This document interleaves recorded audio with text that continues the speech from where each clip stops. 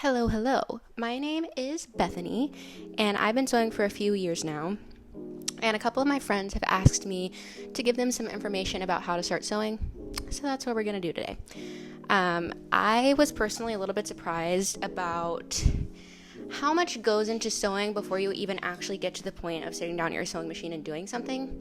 So that's what I'm going to focus on in this video. There's a lot of videos out there who will kind of tell you how to actually physically sew something. And so I feel like that's pretty much covered. We're going to talk about what you need to do before you get to that point, because it's actually more than you would think. So the first thing that I want to talk about is finding a pattern to sew. It's a little overwhelming when you start. Like, where do you start? What kind of pattern do you want to find? And for me, I started with free content on YouTube, some stuff on blogs, and that was really helpful. But I didn't actually get into buying a sewing pattern, understanding how to, make a sewing pattern or use a sewing pattern until quite a bit later, and I found that much more helpful. So I'm going to go over a few sources where you can find some things. So this is one of my favorite creators. I originally found her on Instagram. She also makes YouTube videos, which are really awesome. And she has a couple of her own patterns that she's made. I've made the penny pullover, which tragically got stained because I washed dyed fabric with it. Don't do that. But the penny pullover is awesome. It's just like a comfy, cozy sweatshirt. It is knit fabric, which I didn't use knit fabric for so long because I was frightened and alarmed with how that was going to work. But the pattern goes into great detail about how to use knit fabric, what settings to put your machine to, which is really important for a beginner sewing pattern. So I would actually say this is a great beginner sewing pattern. I had a great time sewing it, and I was really skeptical that I was going to be able to do it with knit fabric like that. The side tie top is on my list of things to sew, but I haven't gotten to it yet. But this is just a really great spot. Steph is just really cool. I think she's awesome. I love her videos and her patterns, so would definitely recommend. Here's a place to start. Also, someone I've started following recently is Sid Graham, and she has really, really awesome patterns. I have only made the ruby vest so far, but I had, again, an excellent time sewing it. I had never quilted anything before, which is a big focus of this pattern, and I just had a great time. And her patterns, her whole philosophy is that anybody can sew, anybody can learn how to sew. At the end of the day, you're really just putting two pieces of fabric together and making a line, and you can figure out how to do it. There's lots of resources out there, her patterns included. So she says all her patterns, I believe, are confident beginner. So you know what? I think you're a confident beginner. I think you can do it. She also has a YouTube channel. And one thing to note is that with a lot of indie pattern designers, they will make a YouTube video that's called a sew along video, which is essentially you have the written pattern, you have everything you need to know, but then you'll also have a video to accompany that. So it's the person who made the pattern who knows objectively the most about it, sewing the garment in a YouTube video, and they will kind of walk you through each piece. So if there's something confusing in the written pattern, you can go to the video and try to clarify how they're actually doing it, which is very, very helpful. Sid does this, Steph, who we saw previously, does this, and our next person, Coraline Street, also does this. I think it's a really common thing in the kind of indie pattern world these days. I just made the Ana Lucia dress by Coraline Street, and I thought it was an awesome pattern, super beginner friendly. I had never done shirring before, which my machine took a few tries to get the settings right, but once I did, it was super easy, and it looks professional. Like, it looks actually so good. It's one of the best things I've made, and I'm really excited about it. Like it says here, beginner friendly.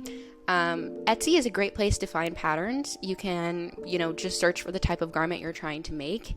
I think you probably can also search for just beginner patterns.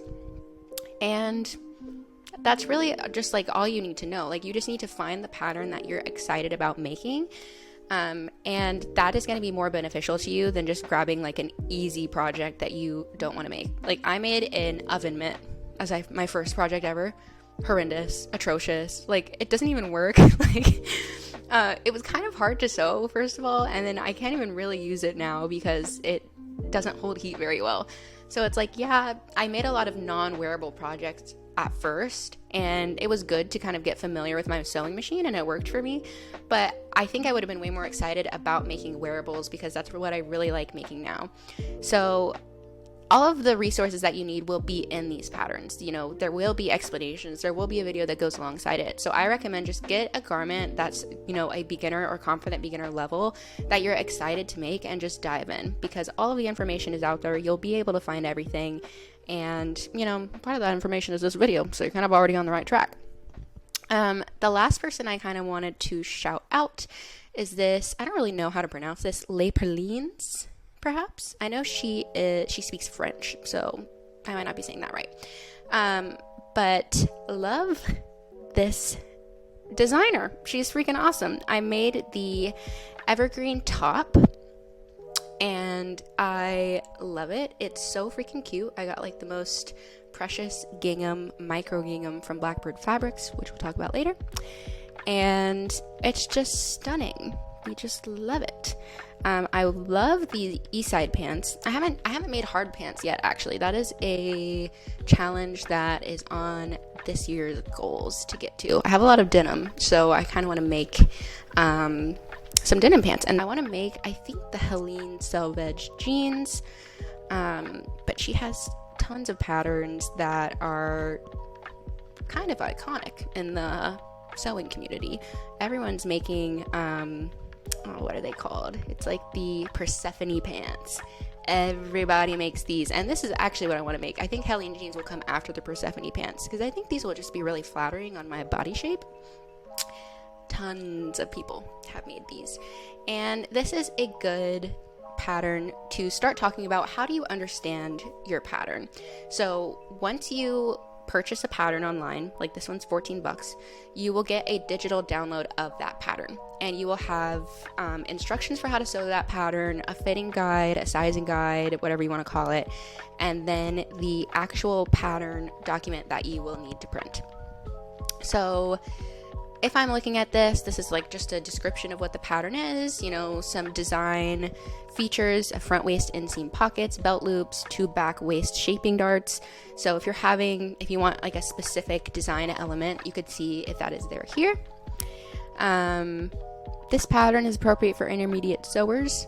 Amazing. We have our sewing level. It has the sizes that it will include. So you're going to need to measure yourself before you buy a pattern, because you're going to want to make sure that whatever pattern you're buying has your size. There's a lot of inclusive sizing in indie patterns, but there's also a lot of patterns that don't have very inclusive sizing. So before you purchase something, you definitely want to make sure that it's going to have your size that you can wear comfortably. So you'll see what the pattern includes. You know, you have your sewing instructions, print at home pattern, or copy shop pattern.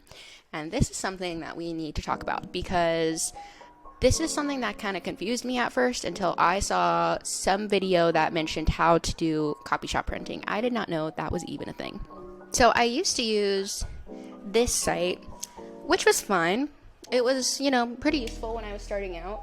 If you print patterns off this site, they come in big poster size patterns, and that is called A0 format. So most of the places that you're going to go for printing a pattern will have different options for printing. There will be A0 and there will be A4. A4 is like a standard size piece of printing paper. That's not what you want. You can print that at home if you want and then tape all the pieces together, but I personally have never done that just because I'm not interested. It seems like it's a lot of effort when cutting out your pattern and cutting out your fabric is already enough work as it is, so I just don't really want to add more. So if you use A0 printing format, it comes in this large kind of poster style, but it still feels like a normal piece of paper, so it's pretty easy to cut. And your pattern pieces will look something like this. Once you get that pattern piece, you can cut out the size that you figured out when reading your pattern, and then you're kind of off to the races with cutting your fabric and then starting to sew. More recently, like I said, this isn't my favorite site anymore. This is an option, but more recently I found this site, this is their Instagram account, it's not their actual site, but this is a small business. Look at how cute they are. It's like you're supporting someone who is really passionate, is in the sewing community online. Come on. You gotta be kidding me. Look at how cute this is. Like, come on. This is so much cuter. And the nice part about what they do is that the shipping is actually a bit more condensed.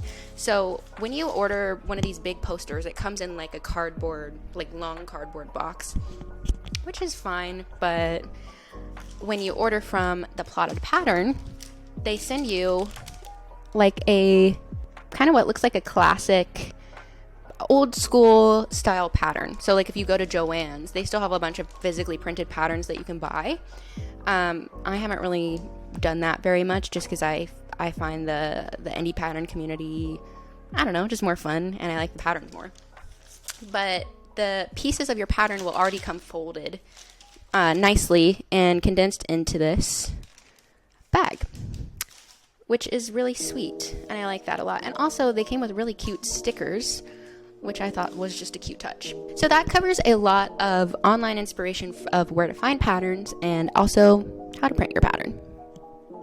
Okay, let's get into how to organize your patterns, because for a long time I was struggling. I had no idea how to keep track of my patterns, and as you can see, I have a lot of patterns. I have much more of these over there, which it just adds up. There's a lot of moving pieces, especially because when your first pattern, you know, if you're doing this large poster style pattern, when they arrive, they're all condensed. It's in one place. It's very easy to keep track of.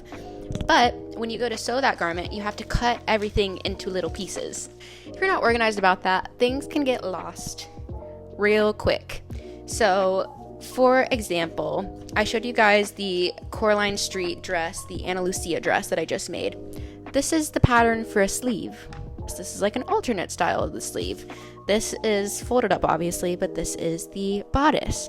So if you have all of these separate moving pieces of a pattern and you're not on top of it with keeping them organized and knowing where everything is and what size it is, you're gonna go crazy, because like I said, it just gets out of hand really quickly. So I ordered a bunch of these large yellow envelopes. This is a tip that I actually heard for the first time in one of Steph's videos, who I showed you earlier, and it's just too smart. You just order a bunch of these envelopes, and then you put all of the cut up pattern pieces in it.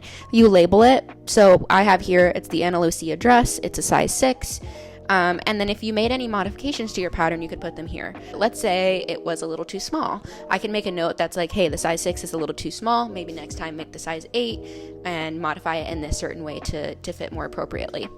Right when you make something, you have all of the modifications fresh in your mind.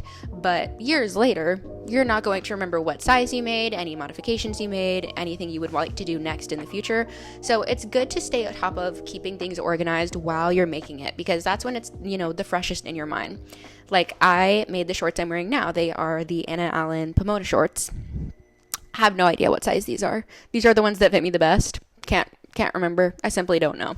Also, I'm going to be moving a little later this year. So, like, you can't really move with that. Like, they're going to get ruined. And also, my cat plays with these. Like, my cat loves to destroy these. So, it's just better if I can, you know, cut out the size that I need, save it in this file, and these stack really nicely. The next thing I want to talk about is where to find fabric. I normally just buy my fabric from Blackbird Fabrics. Nothing in this video is sponsored. I feel like that's kind of obvious. It's like my first YouTube video ever. But I love them, and they will have some information that you can tell about the fabric to help you see what will go well for the garment that you're trying to make. So, some information about it. The fabric content, this is 100% linen, so if that's what you're going for, good to know. It has the width and the weight of the fabric.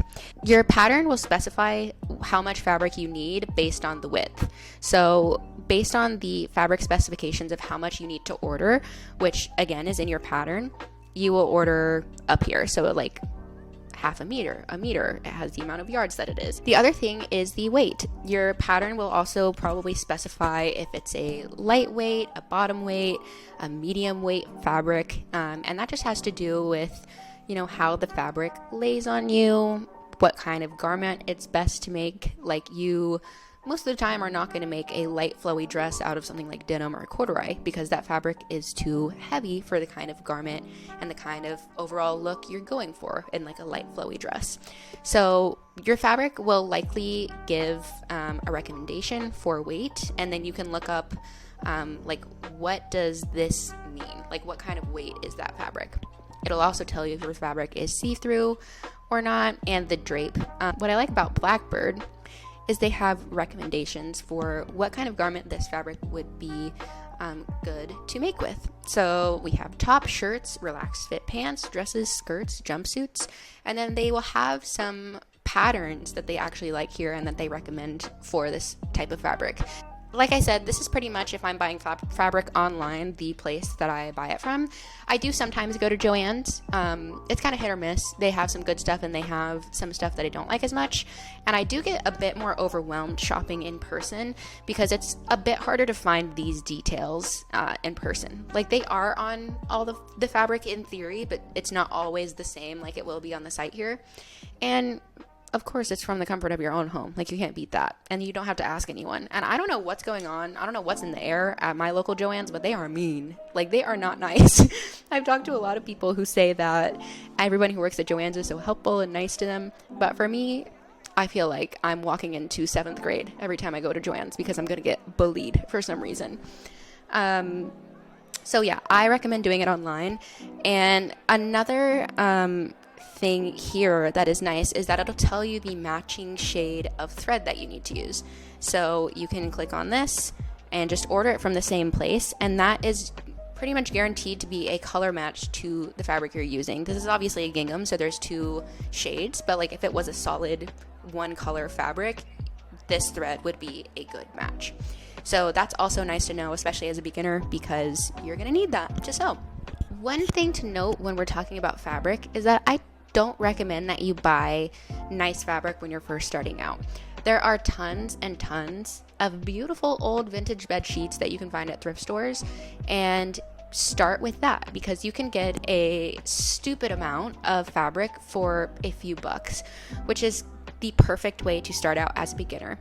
I would say try to look for 100% cotton bed sheets. If they have the tag, that's awesome. If not, you can kind of just see by look and feel. I did get I went overboard with the sheets when I started. I definitely got way more than I needed. But I would say be a little bit picky. Synthetic fabrics don't feel very good when you're wearing them, especially for pants and stuff. Like, they get a little bit sweaty. So look for the natural fiber content if you can. You can, look up some videos on how to do that, but I mostly just do it by look and feel. I will show you this beautiful dress that I made. It's like this stunning vintage floral, it's like white background with blue little flowers on it. It's stunning. I wear it all of the time still. It's one of the very first dresses that I made, and I'm wearing it pretty much on a weekly basis, and it's very comfortable and cute. So I would definitely recommend starting out with bed sheets because fabric can get quite expensive, and it's going to feel really bad if you start with a really expensive fabric and then you mess it up, as is very common with sewing. One thing that I have kind of learned over the past few years as I've been sewing is that I am personally not someone who likes to have a big fabric stash. There is kind of a glorification of having a fabric stash online and just being like, oh, I don't need this, but I'm going to buy it and it's going to be beautiful one day. But that got very overwhelming for me, just having so much that I didn't know what to do with. Space became an issue for me. And so now I'm very focused on kind of dwindling down my stash, using what I already have before I buy something new. It's going to help you organizationally feel more sane. It's going to help your budget. And, if you buy a fabric that you really like now, but you don't end up using it for years, you might outgrow that taste. It might not really be your style anymore. So my personal focus right now, and what I would recommend for you while you're starting out, is to take it project by project. Don't buy 1 million bed sheets like I did from the thrift store just because they're cheap and you can. Focus on kind of 1 or 2 projects at a time. The last thing that I'll talk briefly about is some supplies you're going to need when you start sewing. I think there's a lot of content online already on this that does a pretty good job of telling you what you need, but I'll give my thoughts here.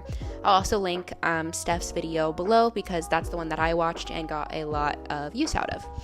So one thing that you will definitely need is a self-healing mat. It looks like this. And that is essentially, you will lay your fabric and your pattern down on this and you will cut here. It's just something that you can bear down on so you're not going to ruin like your floor, your table or anything. So that is very useful. I don't know what I thought self-healing meant before, but recently I like kind of put two and two together based off something someone said, where it's like if your blade kind of like makes a mark or like a dent or whatever in your mat, it's self-healing. So it's like gonna repair that on its own. I'm sure that's not the case all of the time, but it's a surface that will kind of repair itself, which is kind of cool. Another thing of that nature with cutting fabric is a ruler like this. Like, it has these cutouts along it and that is really nice because you can put your rotary blade in between those lines and cut at a specific width. So each of these lines, like the first one is 3/4 of an inch down, the next one is 5/8 of an inch down. So if you need a strip of fabric that's 3/4 of an inch long, you can just use this first little cutout. This is super helpful, especially if you're doing something like quilting, where you need specific strips of fabric. See-through ruler is what it's called. I just got mine at Joann's. It's nothing special. A lot of the times I just use it on the edge to get a straight line. Not totally essential, but this is something that I use pretty much every time I'm cutting fabric, so I would recommend it. Also, for cutting fabric, a rotary cutter. This is just awesome, so you don't have to use scissors all of the time. My hand cramps up when I'm using scissors a lot, and this is much easier to use. I just have like a crappy one right now. It's on my list of things to do to upgrade, but you don't need anything fancy to start out with. It's this circular blade. So you would lay your fabric down, lay your pattern piece on top of it, and then kind of just bear down and cut around your pattern piece, and that makes cutting fabric much easier. Everybody knows that people who sew are really passionate about their sewing shears, and I have a collection from LDH scissors, which I love. I'm obsessed with these. I just keep them in the original box because it's easier. These are called pinking shears, and they have kind of a serrated edge. So if you're cutting fabric that you don't want the edges to fray, or maybe you don't have a serger, you're not going to be finishing the seams yet, you could cut with pinking shears, and that is going to help your fabric not fray as much after you've cut it. I don't use those very often, but you know, they're kind of fun to use when you do use them. These are just standard shears. Again, I love these things. They're stunning. They're beautiful. They work really, really well. And they are my babies. And then the last thing that was in the basic package, I got this for Christmas last year. It was like the best Christmas gift ever, is some little thread snippers. So once you've sewn a seam, you'll want to snip the ends off, make it clean and nice, or if you're just cutting thread in general, these are super handy to have on hand. I use these and then just the regular shears pretty much every time I'm sewing, and I'm obsessed with them. I love them very much. The next thing is just a pretty like basic standard sewing kit. I think I got this legitimately when I was in 7th grade, so she's a little old, she's a little broken, but there are many things in a kind of standard kit like this. You have, you know, a tape measure for measuring yourself when you get your pattern.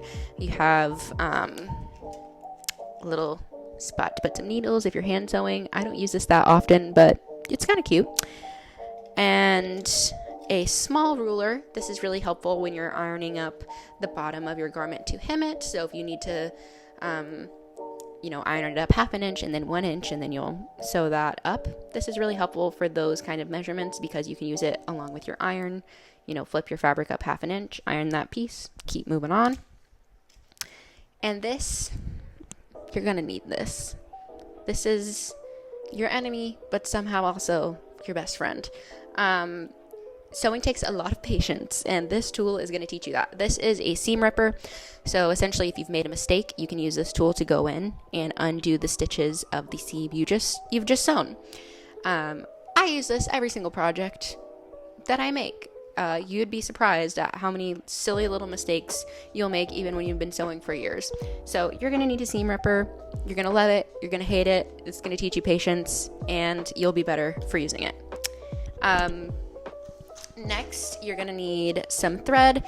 I ordered just the Gutermann standard set of threads, and then when you're sewing something, if you need a specific fabric, you can for the most part find something that'll match close enough. It's not going to be an exact match like how I showed you can find on the Blackbird site, or a good color match. If you're doing it in person, you can always get a thread at Joann's that matches the fabric much better than the others. But just having something like this, so when the sewing spirit takes you and you just have to fervently sew something right this minute, it's nice to have some threads that you can get a close enough color match.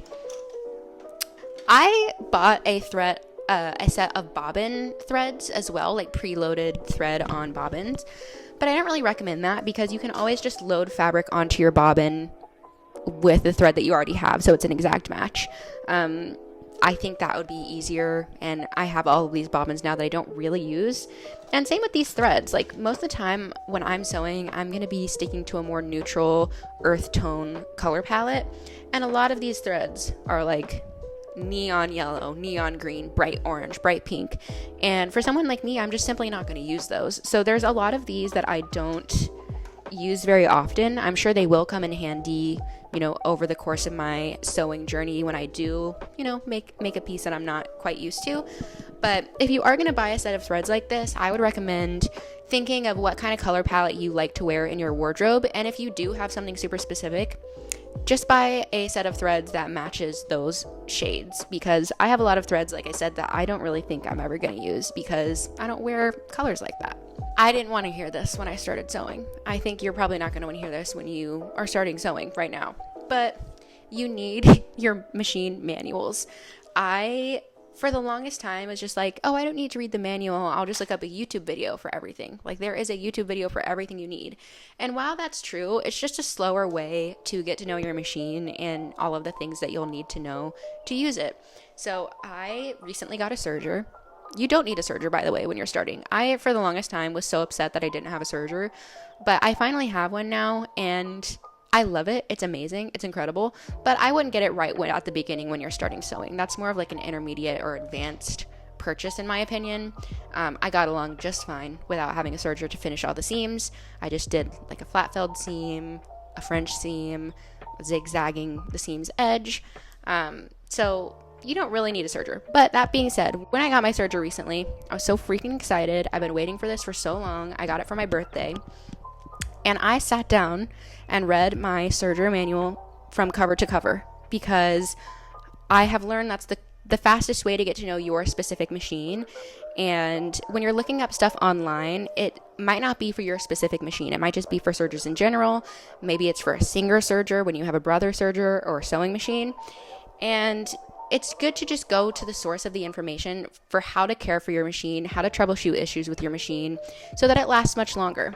And I will say, I have a goal to read 50 books on Goodreads this year, and you better believe the serger manual counted to that, and I was the first review on Goodreads for the serger manual, which was 5 stars, I'll have you know. Same thing with your sewing machine. You will have a manual that should come with your sewing machine. You should absolutely read it. If you're not going to read it to cover, at least, the beginning setup stages, because that will be the best way for you to learn how to use your machine. The last thing is my baby, my new iron. I had a mini steam iron for the longest time, and apparently it was recalled without my knowledge. So that's not good because it was setting on fire. Mine personally didn't do that, but I saw that one day and I was like, oh my god, I need to get a new iron, because first of all, the old iron I had was this big. I had got it right when I was a beginner. I didn't really know what you needed, so I just got that. I would recommend you get a full-sized good steam iron. this is going to change the game when it comes to sewing. A lot of people who start sewing don't get an iron. They're like, why would I iron? Nobody irons things anymore. Like, that is very much a lost art. It's like something old people do or something. But that is simply not true. This is going to make your garments look so much more professional. You should be ironing and steaming each seam after you sew it. And if you do that and don't do that, like make a garment with that and make a garment without doing that, it is going to look completely different and make a world of difference. 90% of the sewing mistakes I make are fixed with a good iron. And then you don't have to seam rip the seam that you just made and made a mistake on. Sometimes you do, obviously. Sometimes there's, changes that can't be fixed. But this is going to save your life. And also, it's just kind of satisfying. I just love to steam a garment now. It's kind of fun. It feels satisfying. It feels kind of warm and nice on your hands afterwards. This is a Rowenta Focus iron, and you can see all of the steam holes here. My old iron, like I said, was about this big and had 3 steam holes. So all of the steam is going to come out of only those holes. It's not going to get a very good amount of coverage on your garment as well because it's so small. So you can see so many well-distributed steam holes here. So you fill her up with water, and then you hit the seam setting, and steam comes out of each and every one of these holes. It is freaking awesome. I started sewing. I've been sewing heavily for the past few years, but I started sewing when I was younger with my grandma. And my granny was an incredible amateur quilter. She made so many awesome quilts, and she had just like the coolest machines, the coolest sewing room in her house, and we would make a little outfit for my dolls each time I went to her house. She unfortunately passed away when I was younger, so I haven't really been able to talk to her, about all of my sewing that I've done as an adult. But I got this iron recently, and I was telling my mom that I got a new iron, and she was like, "Oh, did you get a Rowenta?" And I was like, "Yeah, I did. How do you know what that is?" And she said that my granny, who again was like an awesome quilter, loved Rowenta irons and like swore by it and told everyone about it, even who didn't sew, which is exactly what I've been doing. My granny liked this iron too, and now here I am. All right, so there you have it. Those are the tips that I wish I knew if I were to start sewing right now. If you have any questions or comments, feel free to drop them below. I would honestly love to chat with anyone out there watching this. And stay updated if any of this was helpful to you or any projects you make because of it. Happy sewing. Hope you enjoy.